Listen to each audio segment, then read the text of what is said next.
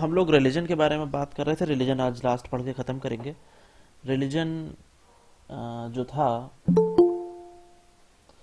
Religion हमारा एक किस तरीके से हमारे सबके बीच आया, किस तरीके से एक रिलीजन निकला और किस तरीके से एक रिलीजन पूरे समाज में काम करता है, क्या फंक्शनिंग करता है, ये चीज़ें हम देख रहे थे। इसी संदर्भ में बात को आगे बढ़ाते हुए जो है हम लोग चलते हैं धर्म के प्रकारों पर, या फिर धर्म के कौन सी चीज़ें हैं जो कि धर्म को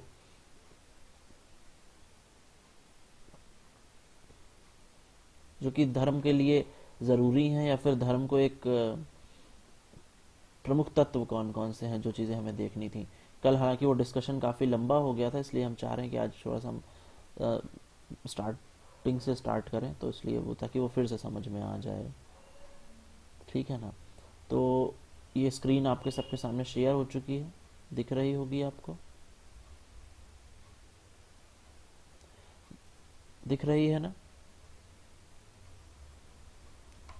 सर ब्लैक दिख रही है। हाँ, अभी आ जाएगा वो। भी नहीं सर। आ जाएगा, ब्लैक दिख रही है तो वो भी आ जाएगा। तो धर्म की जब हम कल बात कर रहे थे तो हमने देखा कि धर्म कोई भी अलौकिक शक्तियों पर विश्वास है। अब दिखना शुरू हुई है ना? यस सर शो हो हम रही है। हमने देखा कि मेलिनोस्की के अनुसार धर्म क्रिया का एक तरीका है, विश्वासों की एक व्यवस्था है, एक समाजशास्त्री घटना के साथ ही साथ एक व्यक्तिगत अनुभव है। मतलब कहीं ना कहीं विश्वासों की एक व्यवस्था तो है ही, साथ ही साथ एक क्रिया करने का एक स्पेशल तरीका है, क्रिया करने का एक स्पेशल, जब हम किसी के साथ कुछ भावनाएं जोड़ देते हैं, जब हम किसी के साथ कुछ क्रियाओं करने के एक विशेष तरीकों को जोड़ देते हैं, तब हम उसे धर्म कह देते हैं। और धर्म पूरी तरीके से एक समाजशास्त्रीय घटना तो है ही, और साथ ही साथ एक व्यक्तिगत अनुभव भी है। हर व्यक्ति इसको फील कर सकता है, कोई सामूहिक अनुभव नहीं है। सामूहिकता में वृद्धि जरूर करता है, लेकिन हर व्यक्ति इसको अपने अपने तरीके से फील कर सकता है।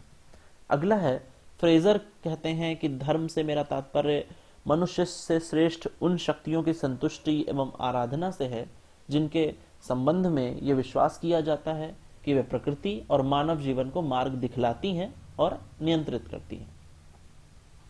तो कहने का मतलब, जब हमने ये देख लिया कि वो एक क्रिया है, एक विश्वासों की व्यवस्था है, एक समाजशास्त्री घटना है, इसके बाद फ्रेजर कह रहे हैं ये सब तो ठीक है, लेकिन इसमें थोड़ी सी चीज ये ऐड कर दीजिए कि जो धर्म है वो कोई ऐसी शक्ति है जो मनुष्य से श्रेष्ठ है, जो कि मनुष्य से कहीं ज्यादा काबिल है।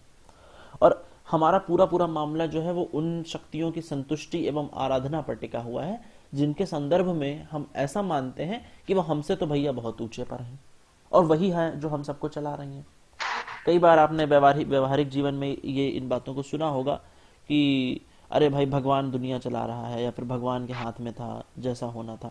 तो एटलीस्ट हम ये मान करके चल रहे हैं कि कोई एक ऐसी शक्ति है, कोई एक ऐसी अलौकिक शक्ति है जो कि सुपीरियर है, हमसे हमसे कहीं ज्यादा श्रेष्ठ है।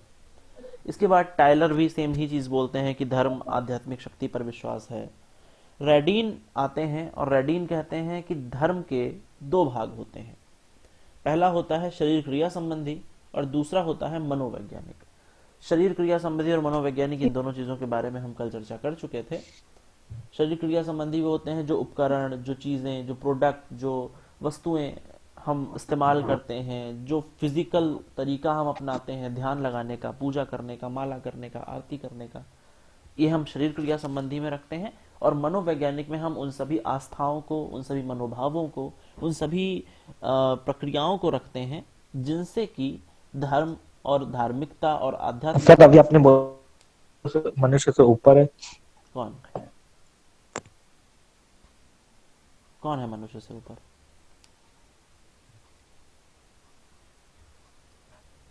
हेलो। हाँ हाँ, सुनाई तो दे रही है आवाज।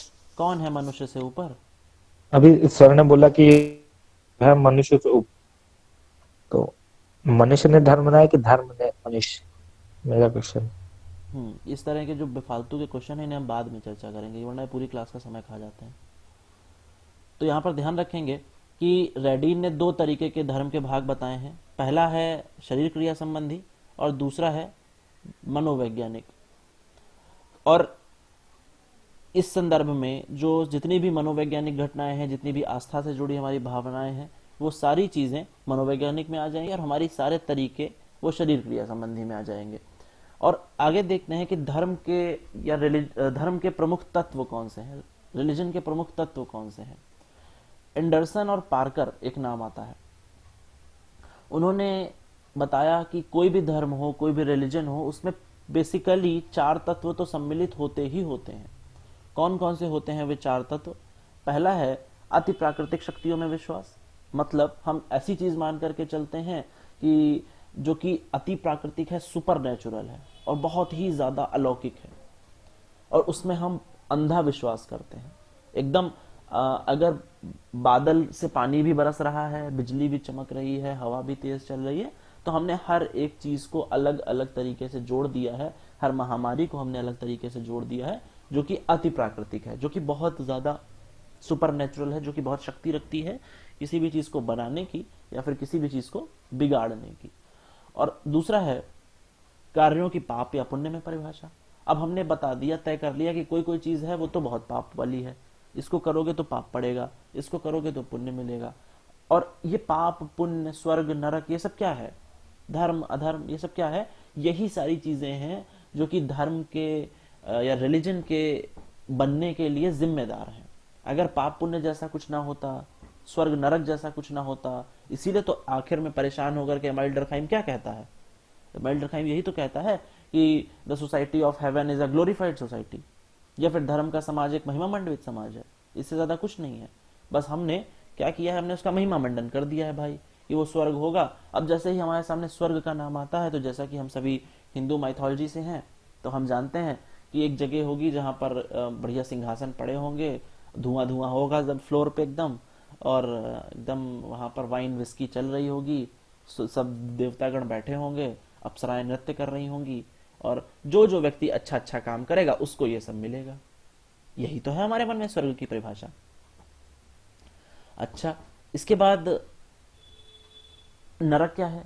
अगर हम गलत काम करेंगे, अगर हम पाप करेंगे, तो हमें नरक भेज दिया जाएगा, जहां पर हमें बहुत यातनाएं दी जाएंगी, जहां पर हमें कई बार जो है मारा जाएगा, एकदम हमको खौलते तेल में डाल दिया जाएगा, और हम मतलब हमें बहुत जितना तरीके से हो सकेगा हमको तड़पाया जाएगा।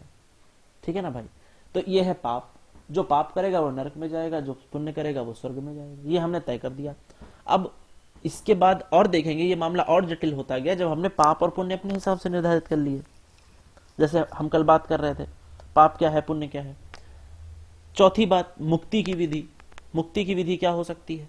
मुक्ति की विधि यह है कि भाई धर्म, जैसे हिंदू धर्म में हम देखते हैं कि पुनर्जन्म को बहुत ज्यादा बल दिया जाता है, या इस तरह की धारणाएं हैं, इस तरीके की नीतियां हैं कि अगर आप इस जीवन में बहुत अच्छा काम नहीं करते हैं तो अगला जन्म आपका खराब हो जाएगा, या अगर इस जन्म में आपको बहुत बुरी चीज कोई मिल रही है तो इसका मतलब कि आपने कभी पूर्व जन्म में कोई गलती करी होगी भैया, तो इस वजह से आपको ये दिक्कत महसूस करनी पड़ रही है, ये दिक्कत झेलनी पड़ रही है ना। तो कहने का मतलब मुक्ति पर भी हम लोगों ने बहुत ज्यादा ही बल दे दिया है। इसके बाद हम देखते हैं धर्म के रूप कौन कौन से हैं जो समाज में प्रचलित हैं बेसिकली। तो जो सबसे प्रचलित रूप है, या धर्म का कहें सबसे महत्वपूर्ण चीज है, जो कि धर्म या रिलीजन के लिए उत्तरदायी है, या फिर जिससे कि धर्म, जिसको अलग करके देख ही नहीं सकते, वो है हमारा अंधविश्वास। किसी भी चीज पर, किसी भी वस्तु पर, किसी भी क्रिया पर, किसी भी ऑब्जेक्ट पर अंधविश्वास। हमें ऐसा लगता है कि ये घटना या फिर ये समाज ऐसा कर देगा कि भाई, और इसी के हाथों में ये सारी शक्तियां हैं जो कि सुपर नेचुरल है, जो कि हम लोग ऊपर अभी पढ़ चुके हैं, अति प्राकृतिक शक्तियों में विश्वास, जो कि सुपर नेचुरल है और जो कि बहुत ज्यादा काबिल है। इसके बाद हम देखते हैं आत्मावाद। एक चीज हमने कल बात कर रहे थे, जैसे कि भाई एक कोई सेल पड़ता है रिमोट में, और जैसे ही वो सेल हम निकाल देते हैं वो रिमोट काम करना बंद कर देता है। दैट मीन्स किसी भी व्यक्ति के अंदर एक ऐसा सेल पड़ता है जो कि जब तक शरीर में रहता है तब तक तो ठीक है, लेकिन जैसे ही वो सेल शरीर से निकल जाता है, व्यक्ति का शरीर काम करना बंद कर देता है। और वो जो आत्मा है, जब हम अभी आत्मावाद पढ़ेंगे तो इसको और डिटेल में पढ़ लेंगे, जो आत्मा है वो तो मनुष्य से श्रेष्ठ है ना भाई। अब आत्मा जो फियर फाइल्स में या आहट में दिखाते हैं वैसी थोड़ी होती होगी, आत्मा तो बहुत श्रेष्ठ होती होगी, जो कि सुपर नेचुरल है। तो अंधविश्वास पहला हो गया जो किसी भी चीज के लिए जिम्मेदार है, और दूसरा हो गया आत्मावाद, यानी कि आत्मा से डरना या आत्मा को सुपर नेचुरल मानना। तीसरा और आखिरी जो धर्म का एक रूप देखने को मिलता है कहीं कहीं जनजातियों में, क्योंकि कहीं कहीं पर जनजातियों में जादू को ही धर्म मान लिया गया है। किसी किसी जनजाति में हम देखते हैं किसी एक जीवन जीने की विधि को ही, एक किसी चीज से डरते हैं उसी को वो धर्म मान लेते हैं। तो कहने का मतलब जादू जो है वो पूरी तरीके से एक अलौकिक चीज है, ऐसा माना जाता है, जो कि व्यक्ति पर नियंत्रण कर सकता है। जैसे कि इस्लामिक ट्रेडिशन में एक बात आती है, मुझे नहीं पता कि आपको पता है कि नहीं, हालांकि जनरली नहीं पता होगी, जिसमें कि एक तानाशाह देवता, एक तानाशाह शासक हुआ था जिसके पास बहुत सारी शक्तियां थी, ऐसी कहानियां आती हैं, जिसका नाम था फिरौन। शायद आप सबने सुनी हो यह कहानी। उसका नाम था फिरौन, जो कि शासन करता था और बहुत क्रूएल था। और उसने अपने शासनकाल में इस बात पर बल दे दिया था कि कोई भी खुदा की पूजा नहीं, कोई भी खुदा की इबादत नहीं करेगा, कोई भी खुदा के का इस्तकबाल नहीं करेगा, बल्कि हम सभी लोग क्या करेंगे, हम सभी लोग केवल, तुम सब लोग मेरी पूजा करो। किसकी पूजा करो? फिरौन की। फिरौन भाई पूरा अपने एकदम वर्चस्व दिखा करके, और उसको थोड़ा बहुत जादू आता था। जादू आता था, वो क्या करता था वो, तो तब उस टाइम इतना ज्यादा उसने अत्याचार किया, इतना ज्यादा लोगों को धमकाया, और उसने कहा कि मैं ही खुदा हूं, मेरी ही इबादत करो, और कोई खुदा बुदा नहीं है, सिर्फ हम ही हैं जो कुछ है। और जब उन्होंने पूछा कि भाई तुम खुदा कैसे हो, लोगों ने पूछा, तो उन्होंने कहा कि देखो हम बारिश करवा सकते हैं। आप इस थियरी को समझिए, बेसिकली बात कहना क्या चाह रहा है।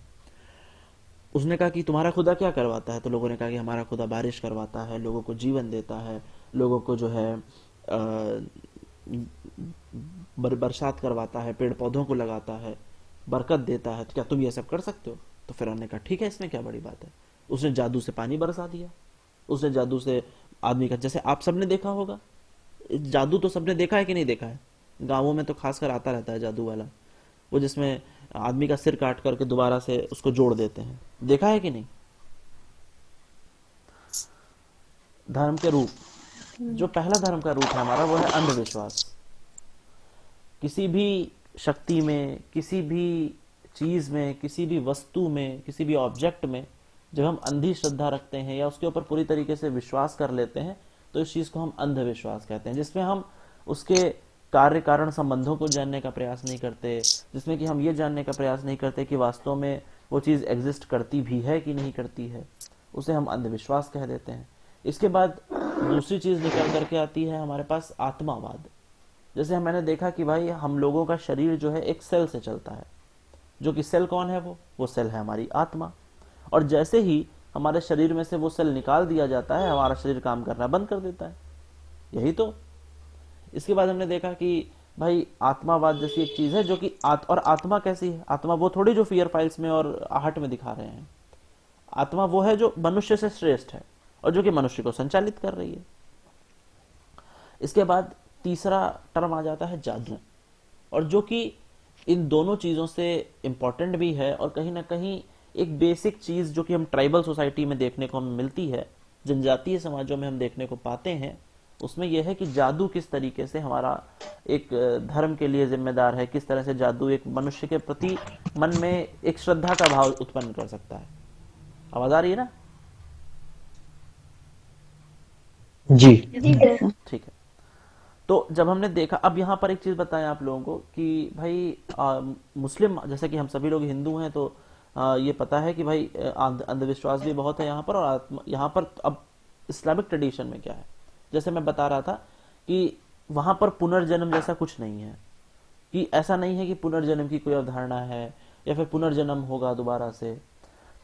और ये पाप पुण्य स्वर्ग नरक ये सब क्या है? ये सब हमारी अपनी अवधारणाएं हैं जो कि हमने अपने तरीके से बनाई हैं।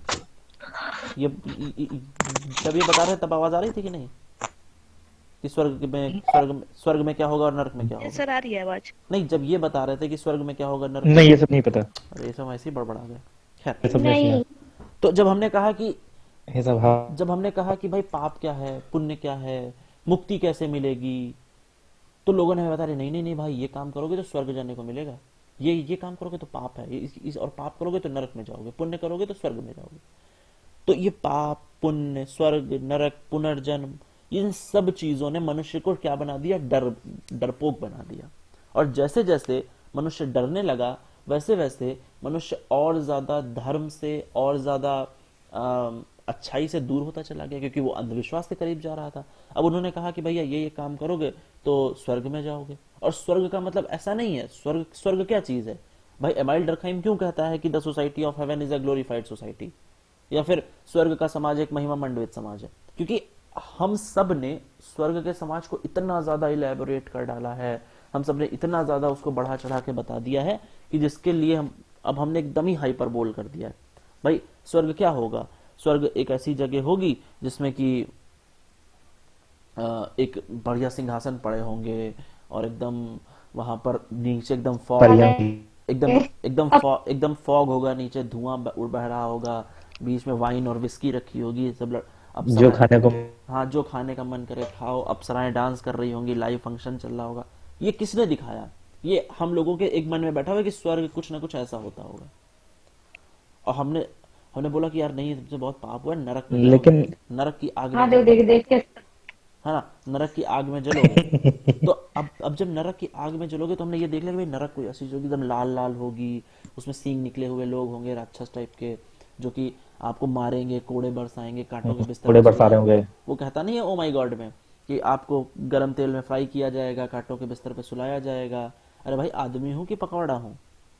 तो कहने का मतलब यह है कि जब हमने हर चीज का जो है एक मेन्यू तैयार कर रखा है कि भाई ये स्वर्ग है, ये नरक है, और इन्हीं चीजों से डरा करके पूरे धर्म की अवधारणा जो है इन्हीं चीजों से जो मिला करके एक अंधविश्वास, आत्मावाद और इन सब चीजों पर टिकी हुई है।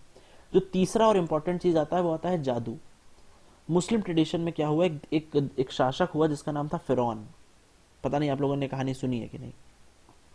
फिरौन। फिरौन जिसका नाम था।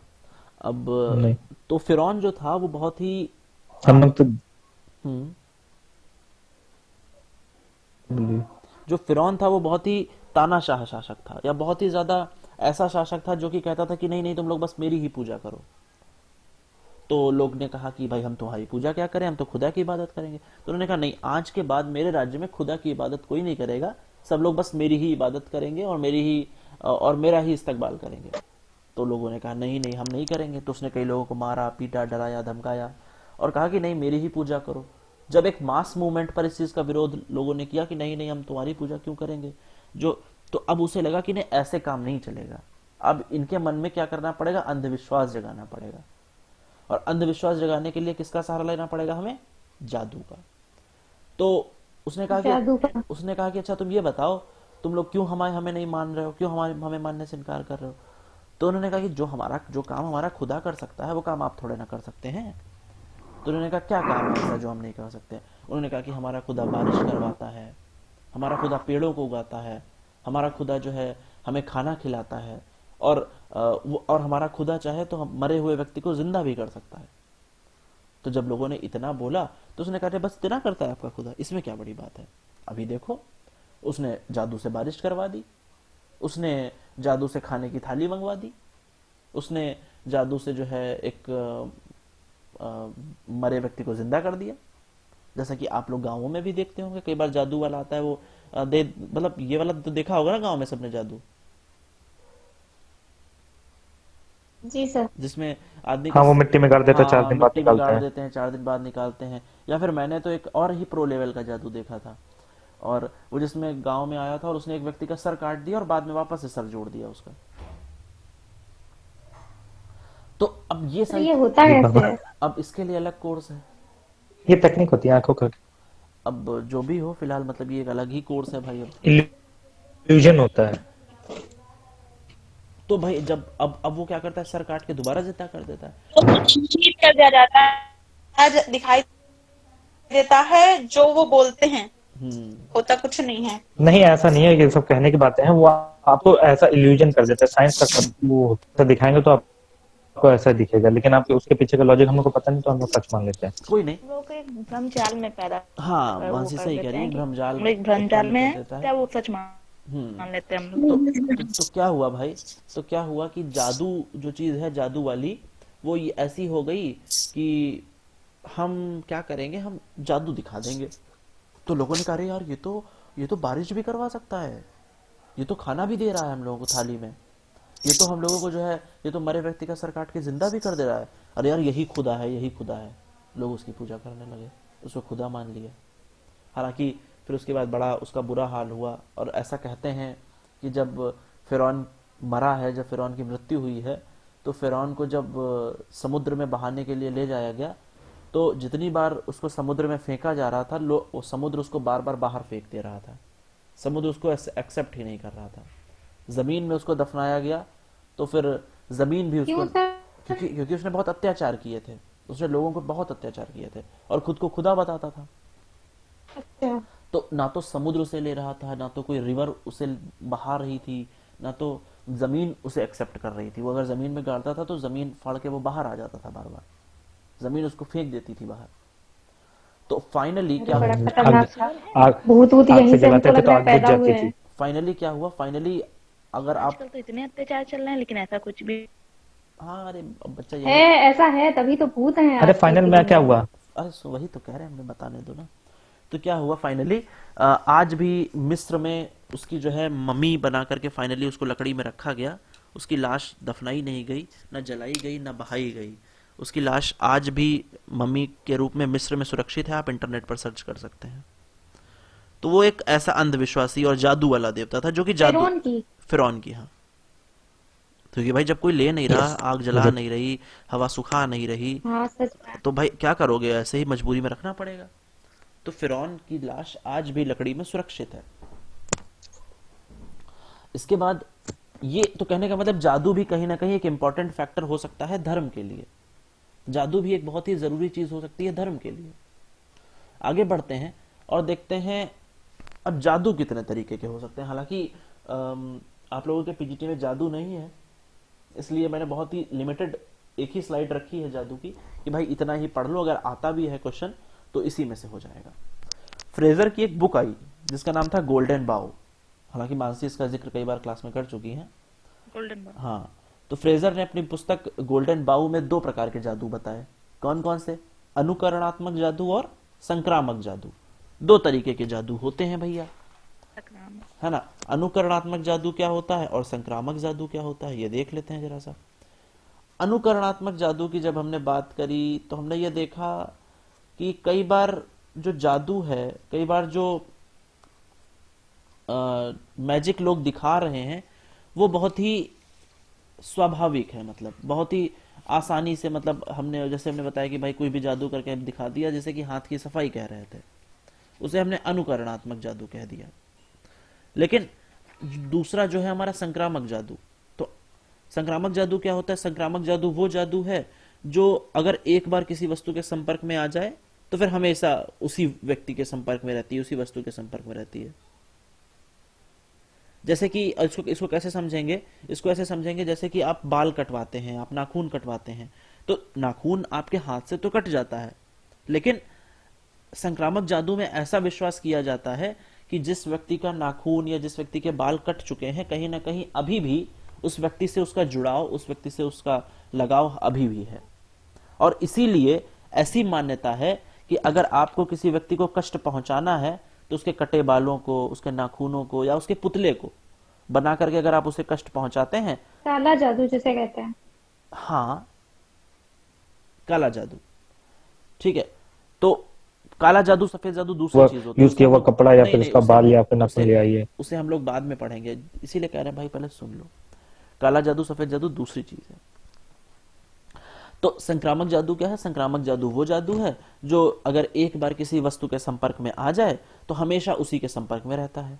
जैसे कि गला, नाखून या फिर किसी का रक्त, है ना, इस तरह की चीजें अगर देखा जाए किसी व्यक्ति के शरीर से कट जाती हैं फिर भी, लेकिन जादू में ऐसी अवधि, क्योंकि जादू की तो भैया कहानी ही अलग चल रही है, तो जादू वाले ये मान रहे हैं कि ये बाद में भी साथ में चलती है।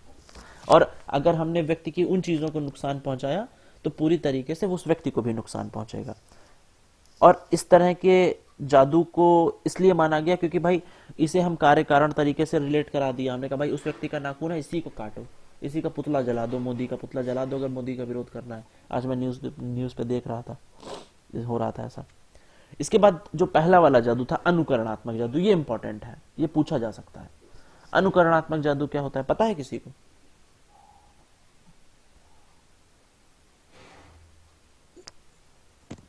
सर जो अच्छे कार्य के लिए किया जाता था। नहीं, ये इसका सही बात नहीं है। ये ऐसी नहीं है। ये मतलब अच्छा बुरा तो जादू में कुछ है ही नहीं। और कोई ट्राई करेगा?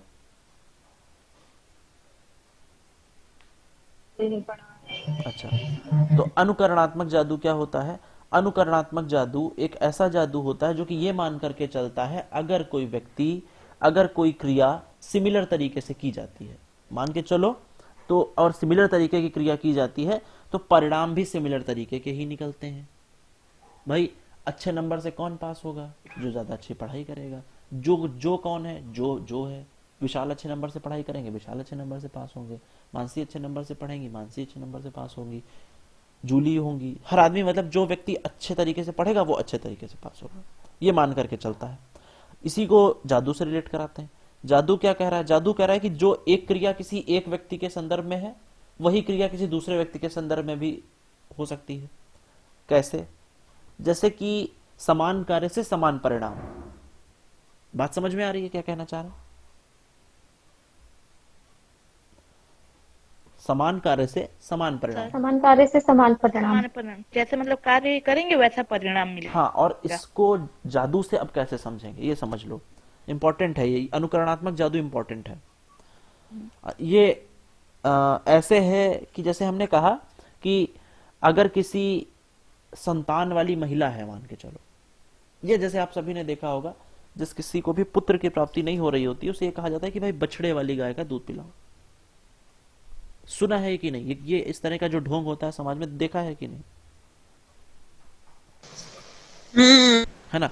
या फिर हाँ, तुमने नहीं सुना होगा। या इसको इस तरीके से देखते हैं, अगर कोई महिला है जिसके काफी बच्चे हैं और किसी पेड़ में फल कम आते हैं, दो अलग अलग घटनाएं चल रही हैं, बात को समझने की कोशिश करो। अगर कोई ऐसा पेड़ है कि जिसमें फल कम आते हैं, लेकिन कोई एक ऐसी महिला है जिसके कई सारे बच्चे हैं, तो अगर उस पेड़ का फल वो महिला खा लेती है तो फिर अगले साल उस पेड़ में ज्यादा फल आ जाएंगे। क्योंकि हम क्या कर रहे हैं, हम दोनों को रिलेट करा रहे हैं, हम दोनों को एक तरीके से मिला दे रहे हैं कि भाई गर्भ मतलब महिलाएं हो, मतलब महिलाओं का जन्म देना और पेड़ पौधों का जन्म देना लगभग लगभग एक बराबर है। दोनों ही एक ही समान प्रक्रिया से एक ही तरीका हो रहा है और दोनों में तो ऑस्ट्रेलिया में ऐसा माना जाता है कि ऑस्ट्रेलिया की कोई ट्राइब है जिसमें कि अगर किसी वृक्ष का फल किसी संतान वाली महिला को दे दिया जाए तो ऐसा माना जाता है कि उस वृक्ष में अगले साल ज्यादा फल आएंगे।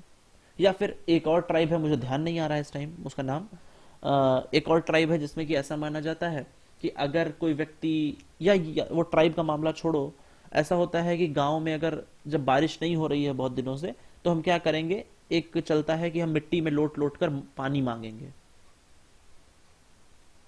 ऐसा गांव के लोग ही करते हैं और उन्हें लगता है कि ऐसा करने से बारिश होगी।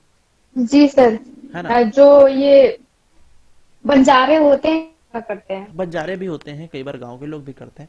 तो हमने ये देख लिया। या फिर एक और जनजाति है जहां पर जब बारिश नहीं होती है तो वो लोग क्या करते हैं, बहुत ऊंची पहाड़ी पर चढ़ जाते हैं और बहुत ऊंची पहाड़ी पर चढ़ करके वहां से बड़े बड़े पत्थरों को गिराते हैं। तो एक भाई, जब बड़े ऊंची पहाड़ी से पत्थर गिराओगे तो आवाज आएगी कि नहीं आएगी? आवाज गड़बड़ गड़बड़ तरीके की आवाज आएगी, धरती कांपेगी। तो उन्हें लगता है जो ये आवाज आती है ये बादलों के गरजने की आवाज है, और जब इस तरीके की आवाज होगी तब बादल भी गरजेंगे।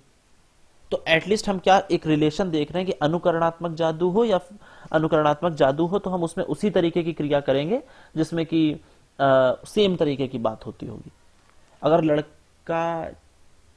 का जन्म, अगर पुत्र का जन्म चाहते हैं तो हम क्या करेंगे, बछड़े वाली गाय का दूध पिला देंगे। बात समझ में आ रही है? Yes sir. ठीक है, तो ये वो दो सोच लेते हैं कि ऐसा कर। हाँ, ऐसा करेंगे तो ऐसा ही हो जाएगा। तो ये दो तरीके के जादू हो गए। किसने बताए हैं दो तरीके के ये जादू? फ्रेजर ने। किस पुस्तक में बताया? गोल्डन बाउ में। वेरी गुड, वो तो बुक है उनकी। हाँ, गोल्डन बाउ में बताए हैं। Golden bowl. तुम जूली क्या कह रही थी, ये गोल्डन बाउ ने बताए हैं?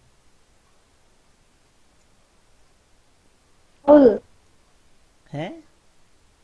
जेम्स फ्रेजर ने बताया है अपनी बुक गोल्डन बाउल। हाँ, गुड। इसके बाद दो तरीके के और जादू हैं जो कि मेलिनोस्की ने बताए हैं।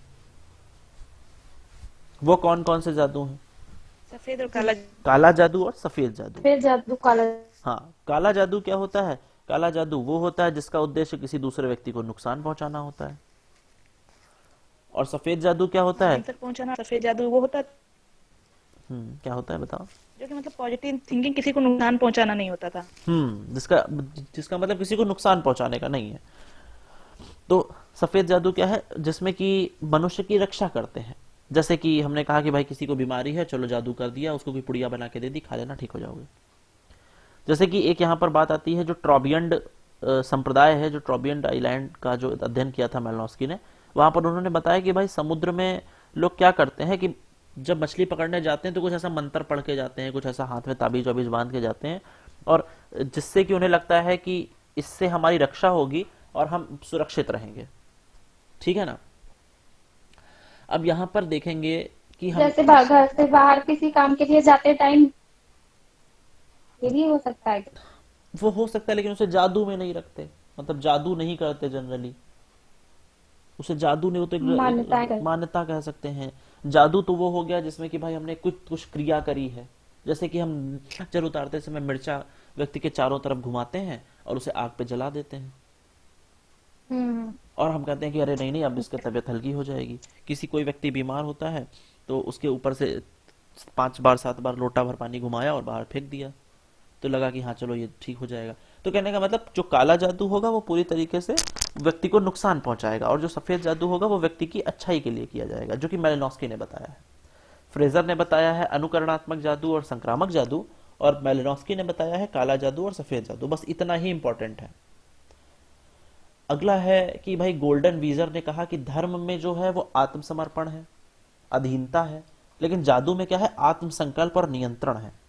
इसका मतलब क्या है? गोल्डन वीजर कहते हैं कि जब हम धर्म की बात करते हैं, जब हम भगवान की बात करते हैं, तो हम उनसे रिक्वेस्ट करते हैं कि अरे भगवान वो पास करवा दो प्लीज, इस बार भगवान ये करवा दो। हम उनके प्रति सम्मानित होते हैं, हम उनके प्रति सम्मानजनित व्यवहार करते हैं, हम उनके अधीन होते हैं कि हे भगवान प्लीज ऐसा करवा दो, यही तो करते हैं। लेकिन जादू में हम ये नहीं करते करवा दो, जादू में करना पड़ेगा। हम ऐसे करते हैं कि अरे जादू कर दिया, अब देखो क्या होता है ना? तो जादू में और धर्म में ये बेसिक अंतर है। कई बार जादू और धर्म में अंतर एक स्टेटमेंट में पूछ लिया जाता है, और एक स्टेटमेंट और आप लोग अपनी कॉपी पे नोट कर लेंगे कि धर्म एक सामाजिक कार्य है जबकि जादू एक वैयक्तिक कार्य है, जो कि नीचे लिखा भी है पिडिंगटन ने। मेलिनोस्की ने बोला। ये पिडिंगटन, मेलिनोस्की ने तो मुझे नहीं मिला ये कहीं पर कि किसने बोला। ये तो हम बोला था सर। हाँ बोला होगा मानसी, मुझे नहीं मिला, मतलब मैं ये कह रहा हूँ। धर्म एक सामाजिक कार्य है जबकि जादू एक वैयक्तिक कार्य है। तो पिडिंगटन भी यही कहते हैं कि जो धर्म होता है वो एक सामूहिक क्रिया होती है, लेकिन जादू जो होती है वो व्यक्तिगत क्रियाएं होती हैं, और साथ ही साथ गुपचुप वाला मामला रहता है जादू में। भाई धर्म में आप जब आरती पूजा करते हैं तो बहुत छिपा के करते हैं क्या, कि नहीं नहीं किसी को पता ना चले कि भाई हमारे घर में कथा हुई है। लेकिन जब आप जादू करते हैं, काला जादू करते हैं, आप सोचते हैं चलो जादू करवा देते हैं, है ना, तो आप चुप्पे से करते हैं। तो भाई कुल मिला के अंतर यही है धर्म में और जादू में।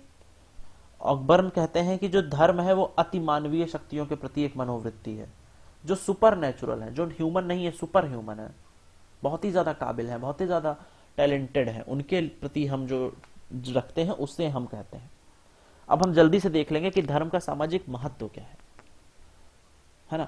तो जैसा कि दरखाइम ही बताते हैं, धर्म का सामाजिक महत्व पहला तो यही है कि नैतिक विचारों को प्रोत्साहन मिलेगा, लोग नैतिक बनेंगे। भाई हिंदू धर्म में हम रहते हैं और हमें राम की कहानी बताई जाती है कि भैया देखो राम, वो एक भजन चलता था, भाई हो भरत जैसा, सीता सी नारी हो, सुना है कि नहीं सुना है?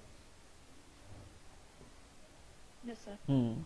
तो ये भजन चलता था। तो हमने क्या किया, हमने एक नैतिक ये क्या था, हमने नैतिकता को प्रोत्साहन दिया, और हमने ये कह दिया कि भाई ये इस तरह का होगा, इस तरीके का होगा, पत्नी हो सीता जैसी होनी चाहिए, पुत्र श्रवण कुमार जैसा होना चाहिए। तो हमने क्या, एक हमने नैतिकता को बढ़ावा दिया कि भाई ऐसे करो।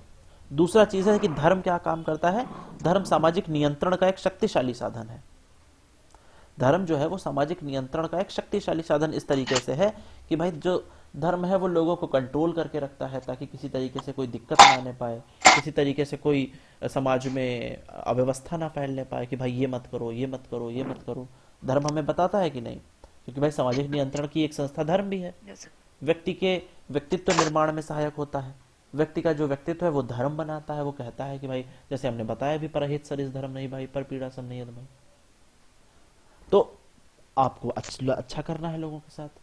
तीसरा है भाई, भावनात्मक सुरक्षा का आधार क्या है। भावनात्मक सुरक्षा का आधार ये है कि भाई हम जब बहुत ज्यादा परेशान हो जाएंगे, जब हम बहुत ज्यादा व्यथित हो जाएंगे, जब हमें कहीं ठिकाना नहीं मिलेगा, तो हम मंदिर चले जाएंगे। तब हम मंदिर में बैठ के रो लेंगे, हमारा दिल हल्का हो जाएगा। सामूहिकता में वृद्धि। हमारे यहाँ भैया सत्यनारायण भगवान की कथा है, चले आना। लोग फट से एकजुट हो गए, सामूहिकता में वृद्धि हुई। सामाजिक एकीकरण में वृद्धि हुई। ऐसे हम लोग नहीं एकजुट हो रहे थे, अयोध्या में राम मंदिर बन रहा है, चलो सब लोग एकजुट हो जाते हैं, चलो सब लोग यहाँ चलते हैं, चलो वहां जागरण है वहां चलते हैं। सामाजिक एकता में वृद्धि करता है। हमारे कर्तव्यों का बोध कराता है हमें बताता है कि हमारा जन्म किस लिए हुआ है, हम किस लिए धरती पर आए हैं, क्यों हमें क्या करना है, मानव जीवन का उद्देश्य क्या है। बात समझ में आ रही है ना, सारे पॉइंट्स क्या हैं? Yes sir. यस जी सर। ठीक है। फिर है अनावश्यक परिवर्तन पर रोक। बहुत जरूरी, ऐसा नहीं है कि जबरदस्ती तरीके से हमें चेंज आना चाहिए, जबरदस्ती तरीके से हमें बदलना होगा और ये करना होगा वो करना होगा, ऐसा नहीं है। हम क्या कर रहे हैं, हम खुद को बदलना चाह रहे हैं। और ऐसा भी नहीं है कि हम मतलब पूरी तरीके से चेंज हुए चले जा रहे हैं। हम क्या कर रहे हैं, हम एक नैतिक व्यक्ति बनना चाहते हैं, हम एक अच्छे इंसान बनना चाहते हैं। तो कहने का मतलब ये कुछ बेसिक चीजें होती हैं जो धर्म का सामाजिक महत्व होता है, कि धर्म क्यों होगा। अब जो चीज विशाल पूछ रहे थे क्लास के प्रारंभ में, ठीक है, उसकी बात कर लेते हैं कि धर्म पहले आया या फिर मनुष्य पहले आया। यही तो प्रश्न था ना विशाल आपका? Yes sir. अच्छा, तो अब जैसे हमने देखा कि भाई कि जो धर्म वाला मामला है, तो हम ये जानते हैं कि जो मनुष्य है, मनुष्य का स्वभाव बड़ा डरपोक टाइप का है। तो सभी ने अपने अपने सिद्धांत दिए धर्म की उत्पत्ति के। क्योंकि भैया जब आदिवासी लोग रहते थे तब उनका कोई धर्म होता था क्या? वो कोई जानते थे कि हिंदू है कि हम मुस्लिम है? नहीं सर। नहीं तो वो सर। नहीं जानते होंगे। आदिवासियों को क्या पता कि हिंदू है कि मुस्लिम है? तो इसीलिए धर्म पर भी काफी काम हुआ। सोशियोलॉजी ऑफ रिलीजन एक ब्रांच बन गई पूरी। अब तो आजकल उस पर तो बहुत काम होता है भर भर के। तो प्रकृतिवाद एक ऐसा सिद्धांत है जो कि मैक्स मूलर ने दिया। ध्यान रखेंगे सारे सिद्धांत ये। और प्रकृतिवाद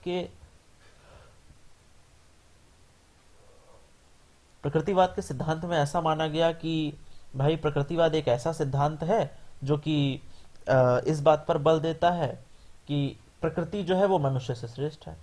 और प्रकृति मनुष्य से श्रेष्ठ कैसे है? और धर्म की उत्पत्ति के लिए प्रकृति ही जिम्मेदार है। ये कैसे जिम्मेदार है भाई? ऐसा हुआ कि भाई लोग आदिवासी थे, उन्हें कुछ पता वता था नहीं।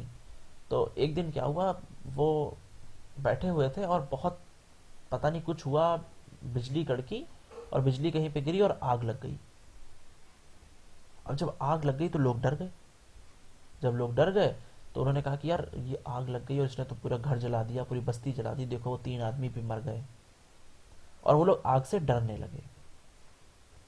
आग से डरने लगे, आग की पूजा करने लगे कि नहीं नहीं भाई आग बहुत अच्छी है, आग नहीं, अरे भाई आग जो है हमें वरना बर्बाद कर देगी। अच्छा काम करेंगे तभी मेरा भलाई करेगी, और बुरा काम करेंगे तो हमें बर्बाद कर देगी, हमारा घर जला देगी, है ना। तो और यहां से किसका निर्माण हुआ भैया? वो कौन बन गए? वो बन गए हमारे अग्नि देवता। हम एक जनरल सेंस में बात कर रहे हैं, मेरा मतलब किसी की भावनाओं को आहत करना नहीं है, यस सर। है ना। वो बन गए हमारे अग्नि देवता। फिर हमने देखा एक जगह बहुत ज्यादा आग लगी थी, बहुत ज्यादा आग लगी हुई थी, और आसमान से अचानक से बारिश होने लगी। आसमान से जब अचानक से बारिश होने लगी तो हमने देखा कि अचानक से ही अपने आप वो सारी आग बुझ गई। तो हमने कहा आग क्या चीज है, आग थोड़े ना ज्यादा ताकतवर होती है, पानी होता है ताकतवर। देखो पानी ने आग को भी बुझा दिया। और देखो वहां फला फला जगह पर इतनी बारिश हुई कि अपने साथ घर जो है बहा ले गई। तो हमने देखा नहीं नहीं नहीं, वो भी जो है वो भी पानी ज्यादा ताकतवर है। वो बन गए जल देवता। सूर्य देवता, किसी व्यक्ति को ठंड लग रही थी, सूर्य की गर्मी मिली, बच गया। अन्न देवता, वायु देवता। तो हम ये देख रहे हैं कि पूरी तरीके से ये प्रकृति ही है जो अलग अलग तरीके से लोगों के लिए जिम्मेदार मानी जाती है। ठीक है ना। हमने ये देखा कि भाई जो प्रकृति है, कहीं ना कहीं धर्म की उत्पत्ति प्रकृति से हुई है, क्योंकि प्रकृति ने ही हमें वो सारी चीजें प्रोवाइड करी हैं जो कि धर्म के लिए जरूरी हैं। अगले नंबर पे बात आती है आत्मावाद की सिद्धांत की। आत्मावाद का सिद्धांत क्या है भाई? आत्मावाद का सिद्धांत ये कहता है कि व्यक्ति के शरीर में कोई ना कोई आत्मा होती है। व्यक्ति के शरीर में कोई ना कोई ऐसी चीज होती है जिससे कि मनुष्य संचालित होता है, जिससे कि मनुष्य चलता है, और अगर वो आत्मा शरीर से निकाल दी जाती है तो फिर वो शरीर नहीं चल पाता। इसीलिए हम इसे जो है क्या नाम आत्मावाद का सिद्धांत कहते हैं, आत्मा का सिद्धांत कहते हैं। मनुष्य ने ये देखा कि सोता हुआ आदमी और मरा हुआ आदमी, दोनों में क्या अंतर है? कोई अंतर नहीं है भाई सोते हुए आदमी में और मरे हुए आदमी में। लगभग लगता तो एक जैसा ही है, दूर से देखने पे थोड़ा ना पता चलेगा।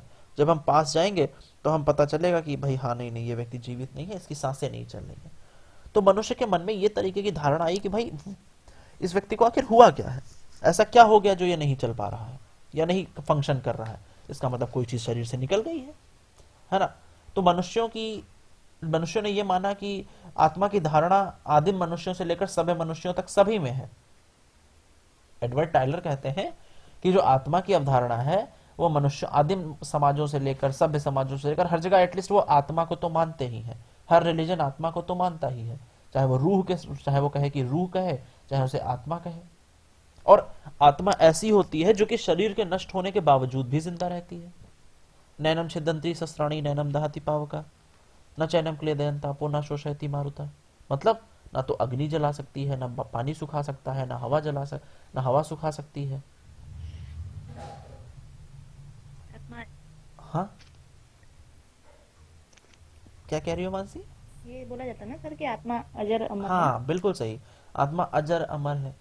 और एक श्लोक आता है गीता में, यथा विहाय जीर्णानि, जिस प्रकार हम पुराने कपड़ों का त्याग करके नए कपड़े पहन लेते हैं, उसी प्रकार आत्मा पुराने शरीर का त्याग करके नया शरीर धारण कर लेती है। तो भैया जब ये सब चीजें लोग बताने लगे तो लोग डरने लगे। जब लोग डरने लगे तो उन्होंने कहा कि भाई दैनिक जीवन में जो दो चीजें हैं वो बड़ी दिक्कत वाली है। कौन कौन सी दो चीजें हैं?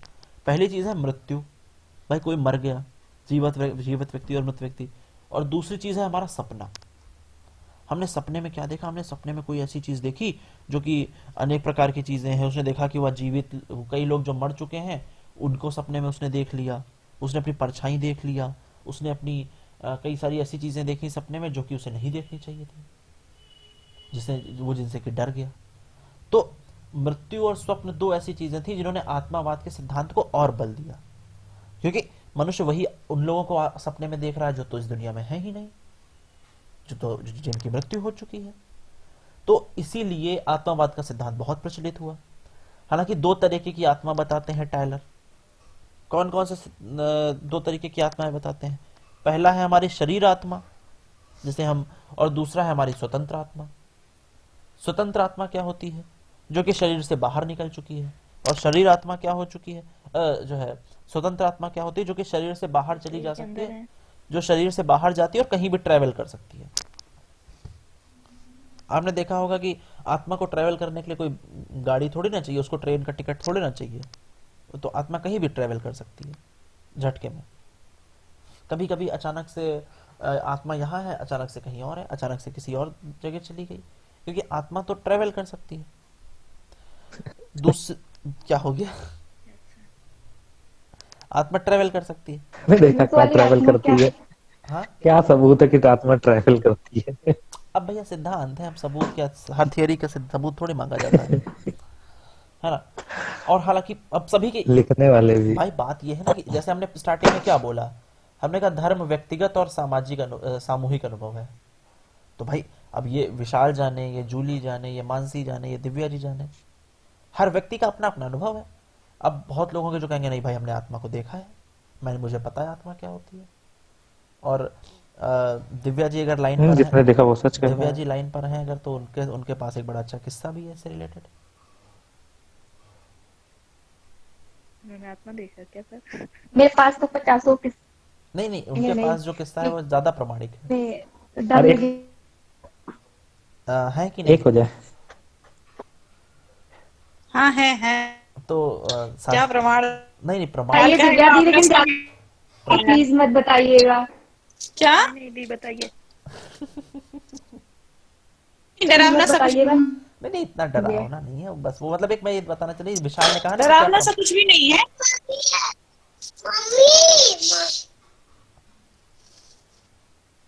बता देंगे फिर, चलो ठीक है, फिर कभी पब्लिकली बता नहीं देना, बताएंगे। फिर कभी बता देना।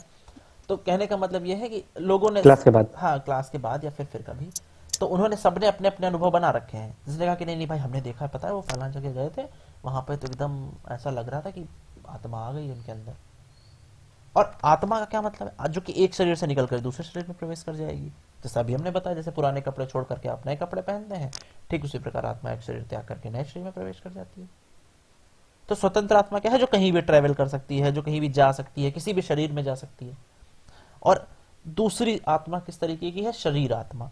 शरीर आत्मा क्या होती है, शरीर आत्मा वो होती है जो एक बार शरीर से चले जाएगी तो फिर लौट करके नहीं आएगी।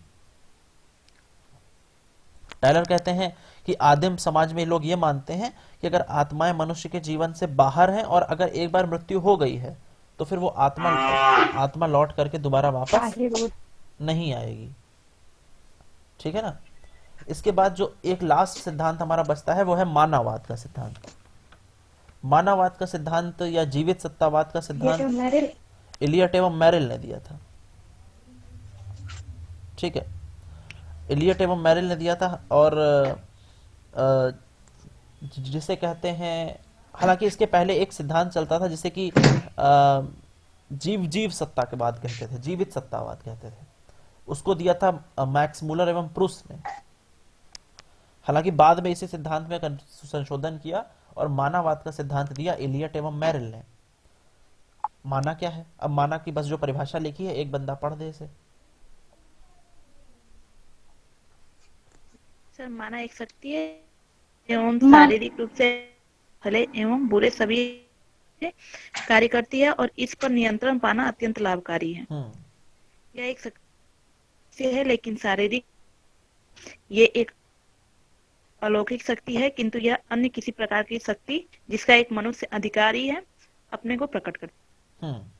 तो मतलब ये पता चला कि भाई माना क्या है, माना कोई एक ऐसी शक्ति है जो भौतिक एवं शारीरिक रूप से अलग है। उसको आत्मा नहीं कह सकते, उसको प्रकृति नहीं कह सकते, वो कोई अलग ही चीज है जो कि भले एवं बुरे तरीके के काम करती है, अच्छा काम भी करती है, बुरा काम भी करती है। और इस पर नियंत्रण पाना बहुत मजेदार है, बहुत लाभकारी है। अगर आपने इस पर नियंत्रण पा लिया, जैसे कि जिन, जैसे कि कोई ऐसी चीज जो कि ना तो भूत है, ना प्रेत है, ना तो देवी है, ना देवता है, वो कोई तीसरी किस्म की चीज है। जैसे कि एक कहानी हम लोग बचपन में सुनते थे कि एक कोई व्यक्ति था, वो जाता था और वहां कुएं पे बैठ के रो रहा था, उसे एक परी मिली, उसने उसकी जिंदगी बदल दी। सुनिए कि नहीं सुनिए? विक्रम बेताल। अरे विक्रम बेताल दूसरी है यार, है ना।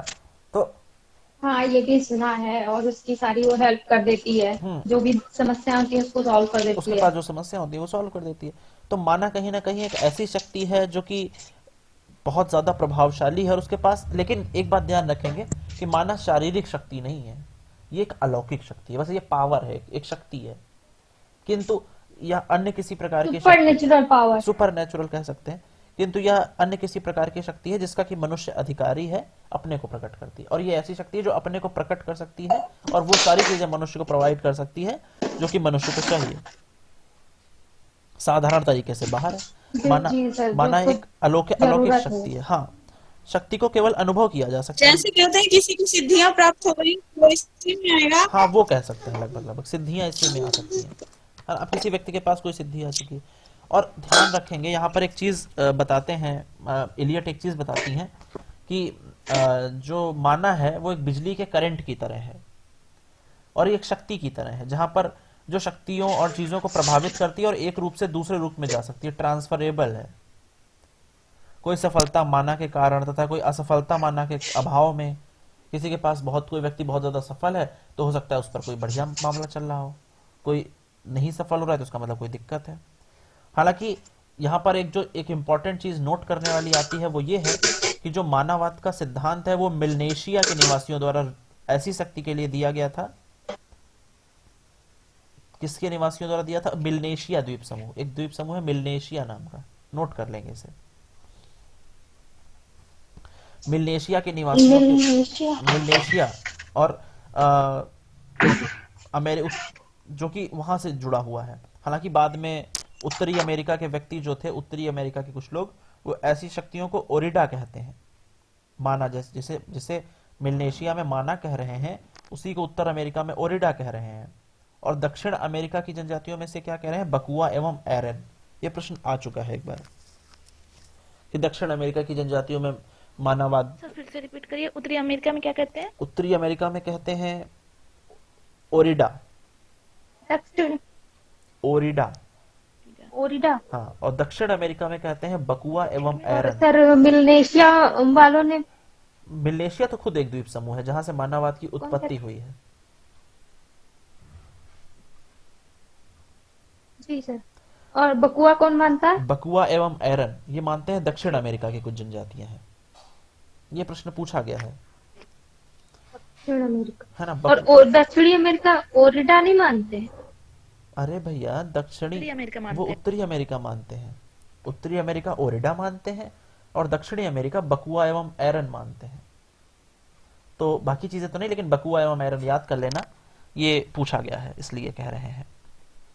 और मानववाद की उत्पत्ति कहाँ हुई? मिलनेशिया में। मिलनेशिया द्वीप समूह है वहां पर। तो मेरे हिसाब से आज के लिए इतना काफी है। और कल अगर क्लास होगी, कंफर्म नहीं है क्योंकि कल जो है, कल तो खिचड़ी है सर। हाँ इसीलिए कह रहे हैं खिचड़ी है। कल खिचड़ी भी है। और दूसरी चीज ये है कि सभी के घर पे मेहमान आएंगे, तो फिर संभवतः लोग शाम का खाना बनाने में बिजी होंगी, लड़कियां। तो कल की क्लास हो पाएगी कि नहीं हो पाएगी, इस बारे में अभी से नहीं कोई निश्चित करते हैं। जैसा भी होगा आप लोगों को कल 7 बजे से पहले ग्रुप पर सूचित कर दिया जाएगा। और किसी का प्रश्न होगा अगर कोई, तो वो व्यक्ति निसंकोच होकर के पूछ सकता है, स्वागत है। और अगर कोई प्रश्न नहीं है